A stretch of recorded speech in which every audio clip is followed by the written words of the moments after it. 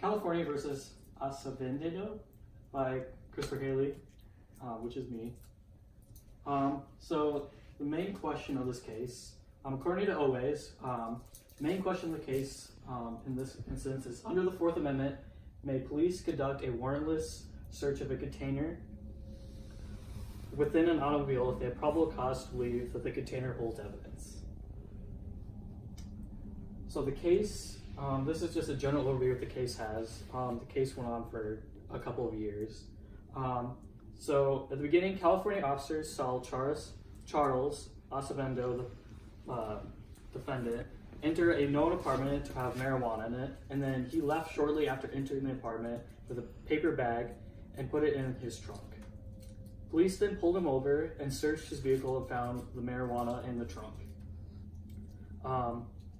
In this case, again, focuses on the Fourth Amendment of the Constitution, which, according to Cornell Law School, the Fourth Amendment is stated as the right of the people to be secure in their persons, houses, papers, and effects against unreasonable search and seizures shall not be violated, and no warrant shall issue, but upon probable cause supported by oath of affirmation, and particularly describing the place to be searched and the person or things to be seized.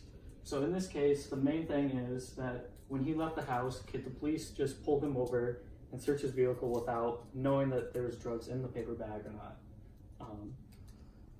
And so the first trial he went to, so the first verdict and the lowest courts you can get to, which would be like your county courts.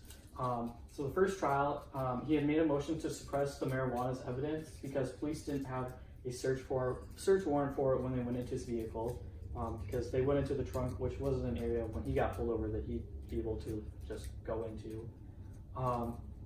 The court then denied that motion to suppress the evidence. He then had to plead guilty for that case, and then he appealed the denial of the motion, which is he appealed what the court said, so he didn't agree with it. So then after the appeal, it'd go to the lower court, which the lower court's going to be the Supreme Court of the state, which would be California, which is the California Court of Appeals reversed the trial of the courts. So they would reverse the decision that the lower court made, saying that the evidence couldn't be used in the case. They stated that the marijuana should have been suppressed as evidence. The court did throw out U.S. versus Ross and U.S. versus Chadwick, which had stated before that you could use evidence that was in vehicles, that was in containers, in cases, and they threw it out because they believed that those cases were no longer relevant to what was going on today. And then they denied the state wanting to review the case again and having it go through the appeal court again. But then the Supreme Court did grant the case to go to them, the U.S. Supreme Court, which the U.S. Supreme Court, they had a 6-3 decision in favor of California, so they favored the state of saying that the evidence could be used. The court ruled that the automobile expectation of the Fourth Amendment covers probable cause of removal of a container within a car having evidence.